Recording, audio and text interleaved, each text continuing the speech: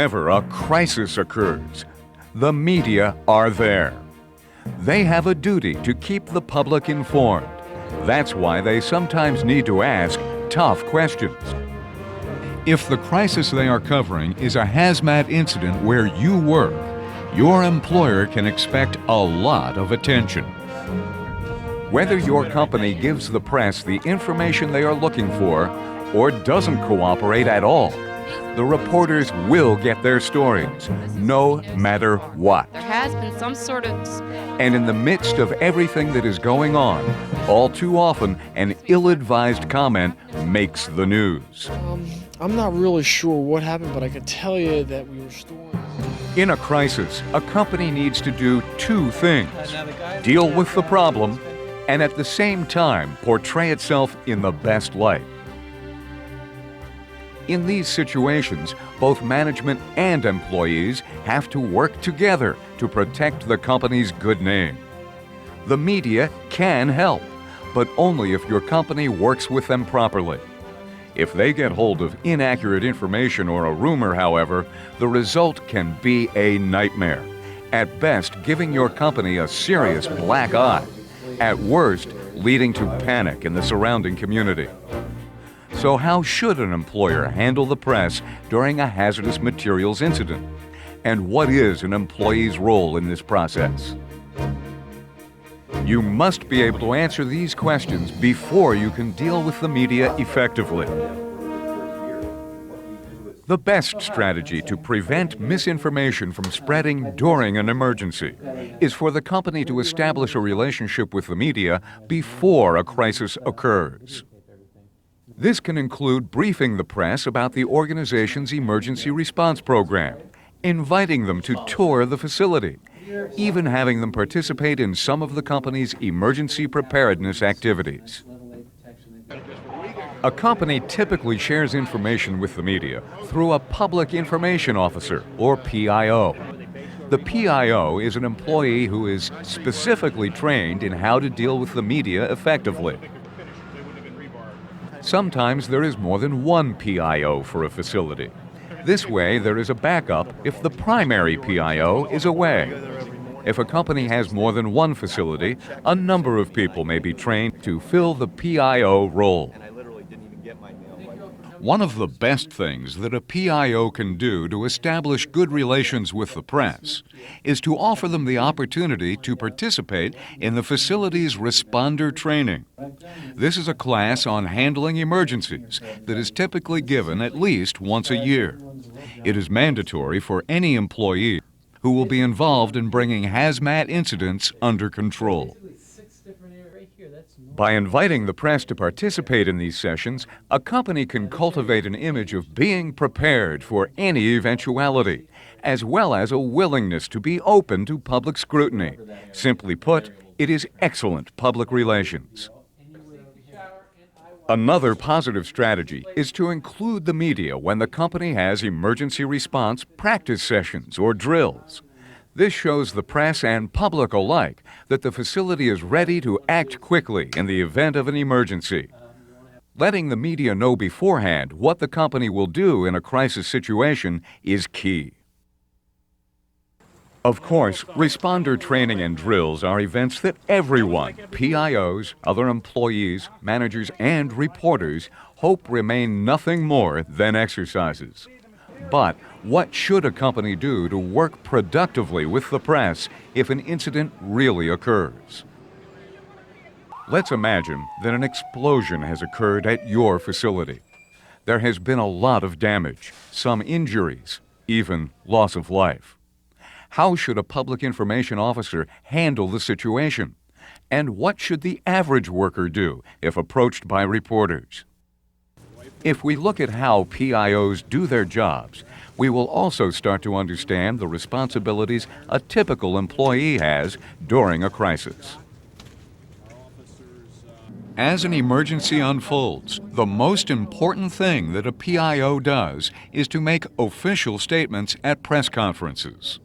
In order to squelch rumors and ensure that the public gets accurate reports, the press must be briefed about the incident on a regular basis.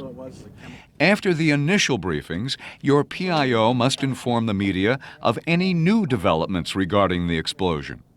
Updating reporters periodically is key.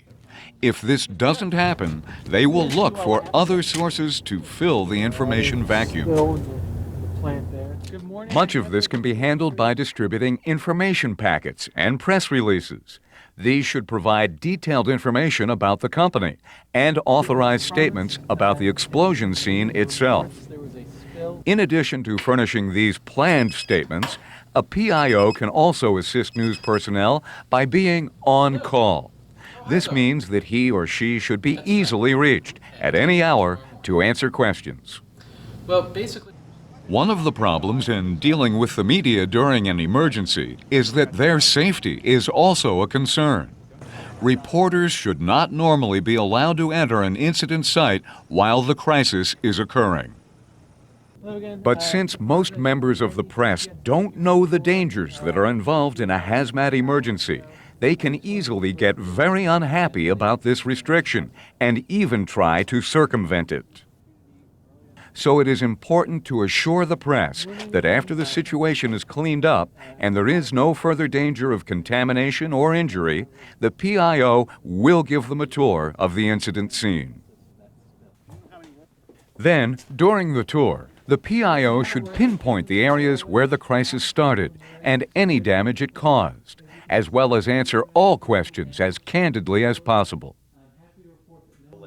Now that we've discussed the things that the PIO has to contend with, let's look at how employees can work with the PIO when it comes to dealing with the not press. unless you're authorized. Otherwise, During an incident, always keep in mind that what any employee says to the media is as important as what the PIO says, maybe even more so. When it comes to hazmat emergencies, some members of the press assume that every official announcement is a whitewash. Is that a reason why he made a... Many reporters consider unauthorized statements to have greater credibility than authorized ones. And to get a feel for the situation, they try to gauge how a company's employees are reacting, whether they are calm and confident that their employer can cope with the situation. As a result, these reporters will attempt to interview anyone they can in order to get what they think is the real story. Their attempts to get to the bottom of the incident can mean real trouble for both the company and any worker who speaks with them. For example, let's say that a worker gives the press an opinion on how the explosion occurred. Even if the employee meant no harm, this could create an ongoing mess that would be difficult, if not impossible, to fix. Because the worker might not know the whole story or have unknowingly repeated a rumor, the media could report inaccurate or misleading information, striking a devastating blow to the company's reputation. Of course, it is easy for many people to say the wrong thing when they are under pressure and being questioned relentlessly. But this is when helping the company to say the right thing in the right way is the most important contribution you can make. It's not that hard to handle the media properly. All it takes are a few simple guidelines. excuse me, sir, can you tell us what happened in there? No comment. To start, no one should ever say no comment to the press. To reporters, this comes across as being uncooperative or even as having something to hide. The best thing to do is to refer anyone with a question to the PIO in a polite yet firm way. And he'll be able to give you more information than I can. However, worse than saying no comment is speculating about an incident.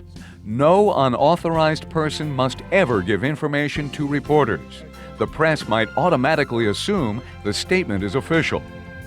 Employees shouldn't even talk to each other about the incident. Discussing what might have happened or who might have been involved is often how rumors get started. Don't be lulled into a false sense of security by a reporter's promise to keep your comments off the record. Everyone can be held accountable for anything they say. Reporters can and will use someone's remarks, even if they say they won't. False reports complicate any emergency. They can make a bad situation even worse. Remember, cooperating with a reporter's request to talk about a hazmat incident can result in everybody being misinformed, and it could take years for your company to win back people's trust. Clients, business opportunities, jobs, including your own, and millions of dollars could be lost, all over one off-the-cuff remark. And there can be serious personal consequences as well for workers whose comments cause their employers to lose business. Demotions, transfers, fines, even termination are all very real possibilities.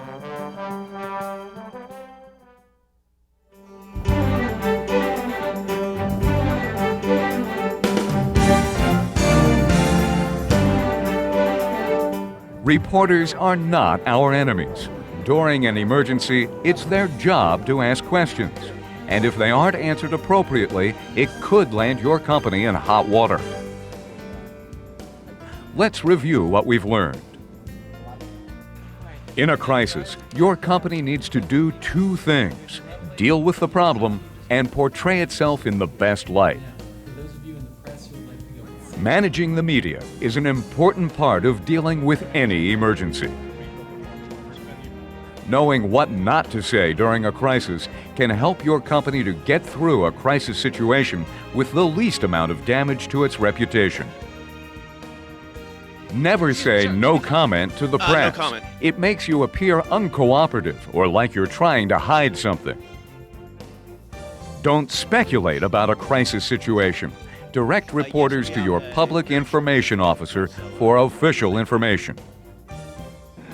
And most of all, remember that the reputation of any company depends a great deal on how its employees act, especially during a crisis situation.